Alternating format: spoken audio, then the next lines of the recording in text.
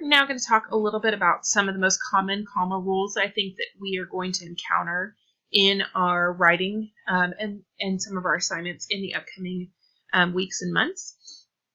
So the first one we're going to look at is going to be series commas, which is one I'm hoping you're pretty familiar with. That's when you have 3 or more things in a list. You're going to have a comma, you're going to have a comma after each of those items, except for the last one, obviously. So let's look at this example. Basketball, comma, football, comma, and let me go back to that. Basketball, comma, football, comma, and softball are the most common team sports in high school. And this little note makes a note about Oxford commas, which I'm not going to go into here. For our rules, I'm just going to go ahead and say that we need to have a comma after each of these that come in a series, except for obviously our last one. Next, you're going to look at adverbs, and we're looking specifically right now at our transitional adverbs, or what we might call just transition words. We've got a list here of first, next, however. Those words that you're using to connect one sentence to another or one paragraph to another. We're going to really try to hone in on getting you guys to use these in your body paragraphs and your conclusion paragraphs.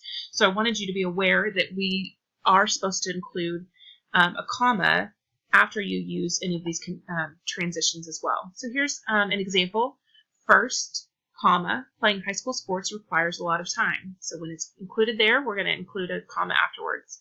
This next sentence is a little more complicated than we're going to get into. So we've got a sentence here. Then we have our semicolon, which we're not going to go into right now.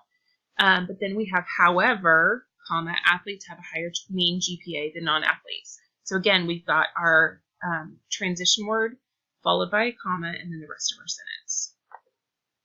Compound sentences. That is where we are taking 2 independent clauses. Remember, we just talked about those in our sentence structure lesson. So those are 2 complete thoughts that are joined together. So 2 sentences that you put together with a conjunction word. And remember, our conjunction words are those fanboys that you see here: for, and, nor, but, or, yet, so. So you do need a comma, but for those coordinate conjunctions when you have 2 independent clauses. So when you have 2 complete sentences that you're combining together with that conjunction, you do need a comma. So let's look here. Many high school students dream of playing their sports in college, comma, but only about 6% of high school athletes play in the NCAA. Now, when some people get confused about this, is they want to always put a comma here if they see a conjunction. But remember, both things that come before the conjunction and after the conjunction both have to be independent clauses. So to make sure you're doing it correctly, I suggest you break those apart. Read that first part. Many high school students dream of playing their sport in college. If that can stand all on its own, then you have an independent clause. So then you go to the next part. Only about 6% of high school athletes play in the NCAA. Is that an independent clause? Can it stand on its own? Since it can, we know we need that comma because we have 2 independent clauses. So now let's look at dependent clauses, which we looked at in our sentence structure lesson as well. So the dependent clauses cannot stand on their own. And in this case, we're going to look at what we do when we have those. And we're going to look at one situation where we're going to need a comma when we use a dependent clause, and one situation when we don't. And the difference really comes down to if it's at the beginning of the sentence or at the end. When it comes at the beginning, it does need a comma because the comma needs to follow the dependent clause.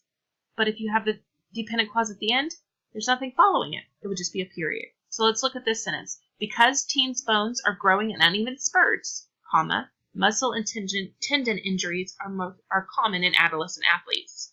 So there, we do need that comma because the clause comes at the beginning. But if you look at the flip of that, when it says muscle and tendon injuries are common in adolescent athletes because teens' bones are growing in uneven spurts, you do not need the comma because you can't put one after because you just need the period. So there's the difference there. So that is, those are the main ones that I want you to focus on. So you now have those notes in your toolkit cards that you can kind of hold on to. So as we're going through essays or have other assignments, you can come back and reference these so you know when you need to use those commas and when you don't.